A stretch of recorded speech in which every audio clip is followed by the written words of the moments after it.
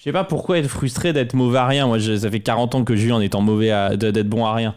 Ça fait 40 ans que je vis et sans avoir un talent exceptionnel pour quoi que ce soit, et je le vis très bien. Hein. Et merci à Piwi 853. Ça, je le vis extrêmement bien. Hein. T'es fort aux échecs en fait. Pas assez fort pour en avoir fait mon métier en tout cas. Quoi qu'il en soit. Donc ça veut bien dire que fort, mais pas assez. Que j'ai le niveau que j'ai ou que j'ai un niveau nettement moins fort, ça changerait pas grand chose. Ce serait de toute façon pas assez pour c'est pas assez pour en faire mon métier. Si t'étais bon à rien, tu n'aurais pas le succès que tu as, non. Après, moi, je suis surtout quelqu'un qui travaille beaucoup. Mais ça, c'est pas un talent, c'est juste que je travaille beaucoup. Depuis que j'ai 18 ans, j'ai commencé à travailler et je suis quelqu'un qui travaille énormément. Donc quand tu travailles beaucoup, t'accumules pas mal de compétences qui font que tu commences à savoir faire pas mal de choses X ou Y et que un peu l'amoncellement de tes compétences fait que tu peux faire quelque chose de pas mal. Mais ça, je veux dire, tous les gens qui travaillent beaucoup peuvent y arriver. Il y a pas que moi. Il y a énormément de gens qui font la même chose.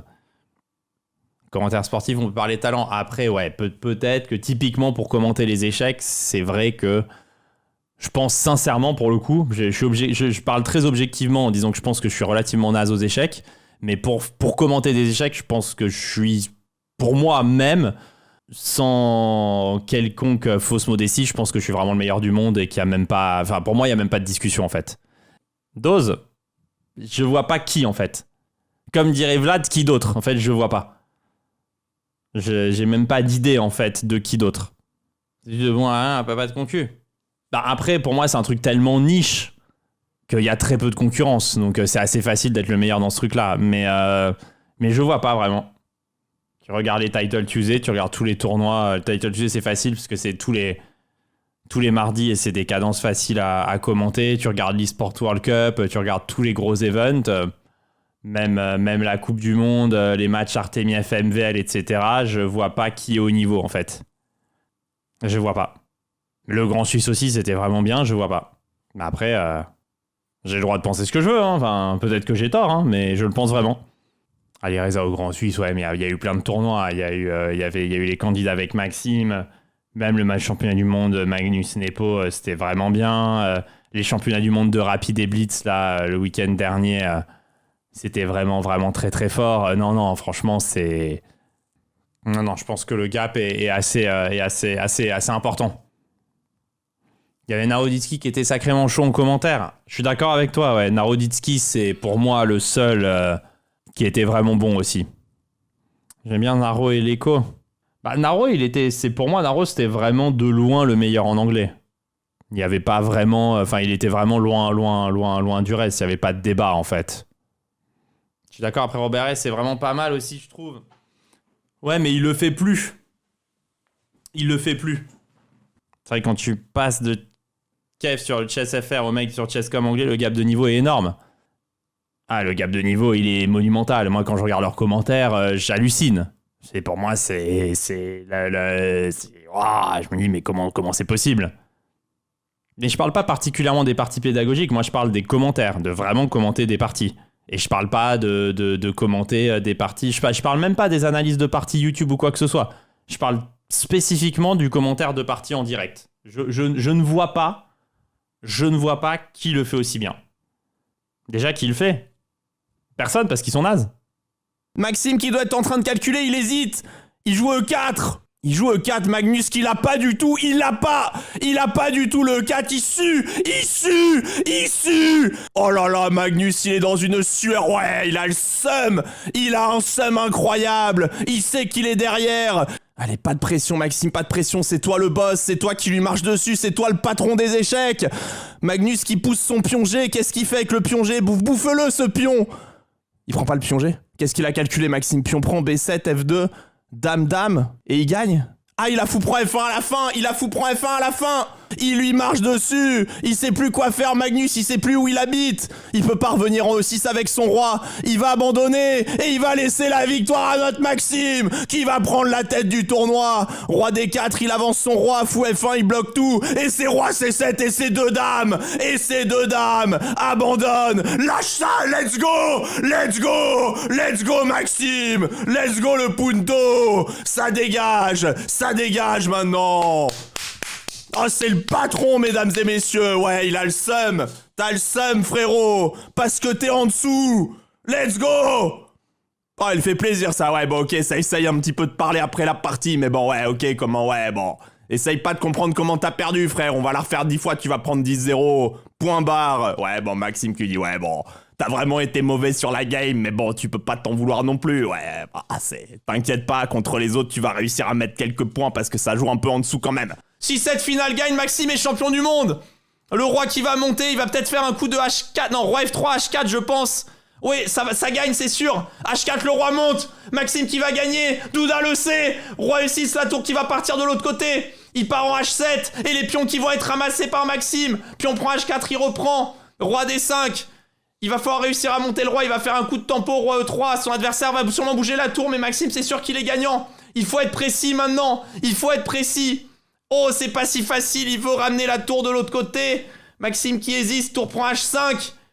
Douda fait un mouvement, là il abandonne. Maxime est champion du monde d'échecs. Maxime est champion du monde d'échecs, les amis. Si je me trompe pas, si les règles sont parfaites, c'est fait. Maxime l'emporte, les amis. Maxime l'emporte.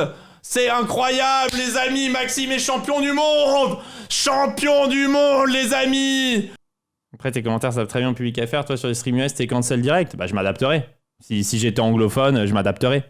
Je suis capable de faire tellement de types de commentaires. Je suis vraiment d'une facilité déconcertante. Je trouve modeste sur ton niveau aux échecs et si arrogant pour le commentating. Mais le truc, c'est que je suis ni modeste ni arrogant. Je dis ce que je pense. Donc c'est ni modeste ni arrogant. Dire ce qu'on pense, c'est jamais ni modeste ni arrogant. C'est juste la réalité de ce que je pense. Après, j'ai le droit de penser l'honnêteté, la meilleure qualité. Bah, pas sur Internet. Sur Internet, vaut mieux être une merde hypocrite qui prend les gens pour des cons. Mais ça, après, c'est autre chose. Mais moi, je dis juste vraiment de la manière la plus directe ce que je pense réellement.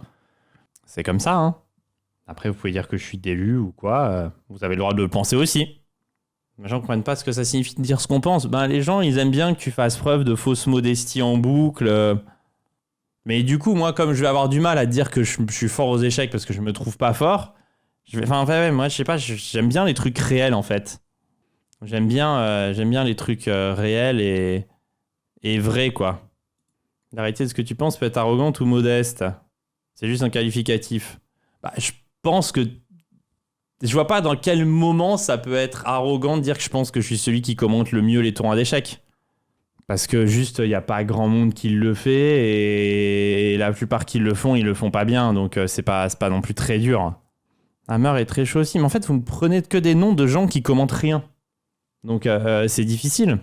Bah, les mecs sont chauds, ils commentent 3 parties par an, quoi. J'ai rien contre Hammer ou quoi, mais vous me prenez des exemples de gens qui font des voix off sur des vidéos. Faire des voix off sur des vidéos, ça s'appelle pas commenter des échecs, en fait. Ça s'appelle faire des voix off sur des vidéos. C'est pas commenter des échecs. Donc, globalement, il y a peu de gens qui le font, mais parce que les gens qui le font, ça bide en boucle. Donc, c'est aussi pour ça que ça se fait pas trop. Donc après, une fois que tu pars de ce constat-là, le pire c'est que tu commences en faisant voir les coups ratés. Bah, des fois j'arrive, hein, mais bon, ça demande beaucoup de concentration. Judith Parker est aussi pas mal. Ouais, mais elle le fait pas. En fait, vous me prenez des gens, vous me dites ils sont pas mal, ils font 5 jours de commentaires par an sur un tournoi. C'est pas, tu vois, je compte pas en fait. Ça peut pas, je peux pas le tenir en compte. Je peux pas le tenir en compte, donc je suis obligé de prendre en compte les gens qui commentent un peu tous les tournois sur l'année et ils sont quand même très rares, mais bon, ils sont rares parce que quand ils font, ça bide. Il a raison, je lui dis c'est quand même pas si mal quand elle le fait. Mais je sais pas que c'est mal quand elle le fait, c'est que si tu fais 5 jours par an, tu t'es pas commentateur d'échecs en fait, c'est pas ton métier. Demain, je lui vais faire 150 jours de commentaires par an, tu vas voir que ça va être très compliqué. Donc tu peux pas comparer, tu vois. Après, quand elle le fait, c'est pas mal, je dis pas le contraire. Mais juste, je peux pas le prendre dans la balance, quoi. C'est ça que je veux dire. Ça manque de concurrence sérieuse. Ouais, mais parce que justement, quand les gens commencent à vraiment le faire, ils n'y arrivent pas, donc ils arrêtent. Ils arrêtent parce que c'est trop dur et qu'ils n'y arrivent pas. C'est pas par manque d'envie, en fait. C'est par difficulté de compétences. Parce que c'est pas simple, en fait, tout simplement. Tu penses quoi de Miro?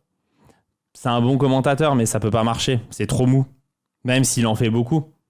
C'est un mec très sympa, en plus, pour le coup. Mais il y a pas... il manque quelque chose. Pourquoi je fais pas en anglais? Parce que je suis pas très bon en anglais. C'est beaucoup plus facile en français. Il faut avoir tellement de vocabulaire. C'est difficile.